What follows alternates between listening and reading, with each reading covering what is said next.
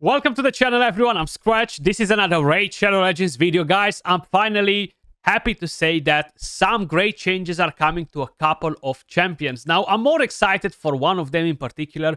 Recently, I made a video with Ash. I think it was on his channel, if I'm not mistaken. And we were talking about bad champions in each faction. And we had these two on the list, guys. So I'm super excited to see that two of them from our list are actually getting sorted out. And they are actually getting sorted out in a pretty good way, because we kind of like would have done the same thing in a way or another, you know. Let's start with the very first one, and of course that will be Mina, guys. She doesn't really have a lot of views. So basically, right now she puts a continuous heal with the A1. She heals an ally by 10,000 HP. She has a chance to place heal reduction on all enemies. She has these damn skills that eat a lot of books too, which will not change anyway. And this on a 4-turn cooldown heals the allies, but is conditional when we're talking about putting immunity on the team, because you need to have increased defense for her to give you immunity. But she doesn't give you increased defense with anything in her skill, you know. And then she just revives if she gets killed and Coronar is on the same team, and fills the thermometer of all allies by 20%, you know, when she dies. So it's not a bad thing. Now let me just quickly walk you through what changes are coming to this particular champion. I actually have it right here, screenshot it, so you guys can basically see it a bit better. With this rebalance, we have focused on improving Mina's healing capabilities, which should strengthen her role as a reliable and versatile healer suitable for different areas in the game. Forget about the 10k flat heal on her A2. She will now heal by 30% of Mina's max HP, which is definitely much better. But again, it's still on a single ally, right? On a single target. And on top of that, the heal reduction debuff, she will have a chance to land leech debuff on all enemies. So heal reduction and leech. With Coronar on the same team, these debuffs do not require accuracy, which is actually pretty good, pretty interesting. We have removed the increased defense buff conditional for her A3, exactly what we were talking about, meaning that now she will always place block debuffs buff on her allies after the heal. As for her passive, when dying, Mina will not only fill the thermometer of all allies, but also heal them. So that's actually pretty interesting. Do I think this is enough to make Mina meta OP? No, of course not. But she will be usable now. She will actually be a bit more consistent with the healing, and she will be reliable for block debuffs, which is actually pretty important. Now, the one thing that I still kind of like do want to mention about that, and I would have probably go a bit more, go the extra mile with her buff. That skill is still on a 4-turn cooldown. Okay, so having this on a 4-turn cooldown is just not great. It doesn't do nothing crazy, this skill. It's just healing, immunity, and a shield. So this could easily go on a 3-turn cooldown and make this champion more viable, including for clan boss maybe, because a lot of people will need the immunity. Having a shield is not bad either. Having a healing is not bad either. Having the leech is not bad either. You know what I mean? So having more versatility out of this champion, it would have been good. But they haven't actually done that. So, Mending Ways attacks one enemy, heals this champion and the ally with the lowest HP by 30% of this champion's max HP, and has a chance of placing heal reduction and leech on all enemies for 2 turns, and they cannot be resisted if Coronar is on the same team. And right here places block debuffs buff on all allies for 2 turns. If a champion is fully healed by the skill, places a shield. This is already basically all news. It's nothing new that changed there. She was doing that before. Now with the passive, whenever she gets killed, fills the thermometer of all allies by 20% and heals them by 20% of this champion's max HP, which is actually nice, because you're gonna get a heal now if she gets killed before the rest by any chance, you know. So is a fairly decent change on Mina. How I mentioned, I still don't think she's going to be busted or anything like that. She's going to be better than before, but again, probably even for cases like my account, which, let's just be honest, is a pretty OP account, I don't think I'll have any use for her out of probably using her versus Amias. on the second rotation, if I'm not mistaken, and maybe more Cursed Series stages. I know a lot of you guys will be probably in the same situation, but now if a new person summons her, can actually get some use out of her. The only problem is she still needs like 1 million books, which is pretty bad. Then the next champion, guys, let me just quickly take a screenshot, is actually going to be Queen Eva. Queen Eva is finally getting a buff, and my god, I am actually pumped for this one. Wait, I went to the wrong faction too. I'm actually pumped for this one because, guys, she is going to be pretty damn awesome. Now, I was talking with Ash. She has an insane base attack. She's looking like a baddie, right? She's a badass character. And I just felt like she's not doing enough. The damage is very underwhelming from her kit. So, basically, with the A1, she has a chance to put heal reduction. With the A2, attacks one enemy 2 times. Enemies killed by this skill cannot be revived. Now, the damage from here was not completely awful, right? And this is on a 3-turn cooldown. And you're getting 25% damage from books. Then you have the A3, attacks all enemies, decreases the turn meter by 20%, resets the cooldown on each of these champion skills if any target is killed. Has an extra 15% chance of inflicting a critical hit.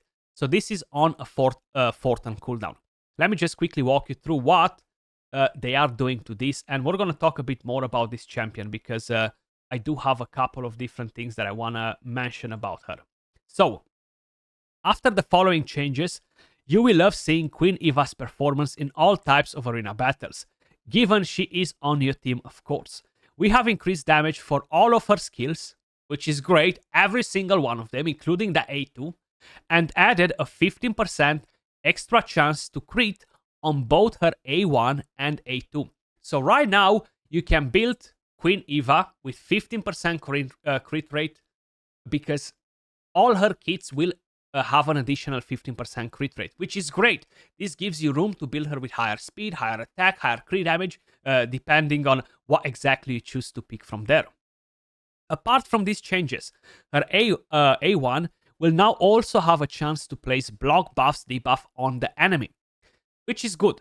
Now, there is a bit of a catch with that. So if you grant your Queen Eva some accuracy, she will be able to make your opponent's damage dealer miserable. This is especially useful against champions with inbuilt survival mechanics or swift parry sets. The only problem is that she lands that after she attacks. So, you know what I mean? You're not gonna do anything because you attack, you trigger a swift parry that procs, and then you're gonna apply the debuff. At least that's what we understood so far. So if they're not fixing that to be changed, is not really gonna mean much because that debuff is that buff is still gonna appear on the enemy. Her A2 will now ignore 50% of the target's defense. This sounds to me like Baron and Siegfried treatment. You know, 50% increased defense and increased damage. I'm all in for that. I love the idea of seeing that. Even a 2.5 multiplier from what we have right now with this 50% ignore defense is going to be nasty. This is a double hitter skill with inbuilt block revive. Okay, that's why I like it because she blocks revive. We won't envy players who decide to face Queen Eva with their UDKs, Son Wukong or Rotos in the arena. Now, she's not great against Rotos. Magic affinity, she's spirit affinity, weak hits, etc. But that's fine, right? Like, you cannot counter everything in the game. So, Cauterize. Damage increased. Attacks one enemy, has a 70% chance of placing a heal reduction and a block buffs debuff for 2 turns. Has a 15% extra chance of inflicting a critical hit. Then you have the Ancient Curse. Damage increased. Attacks one enemy 2 times. Ignores 50% of the target's defense. Has a 15% extra chance to inflict a critical hit. Enemies killed by this skill cannot be revived. And then you have the Energy Drain, which is the A3, damage increased. So she will be super, super good because of this block revive, mainly for live arena, guys, okay? Probably she's not going to be the most OP legendary for Platinum Arena during reset, but even there, if you're trying to get rid of a Taras, job done, because you're going to be able to get that done. You go in with Armance, polymorph Taras, let him come out of the polymorph, A2, bang, Taras is asleep. and that gets the job done. So you will have quite a few different options on how you can use this champion. But for me, the main place for her will probably be Live Arena. I think she's going to be nice. She is getting the good treatment, right? Like the Baron and Siegfried treatment. Let me just quickly show you the current multipliers on her.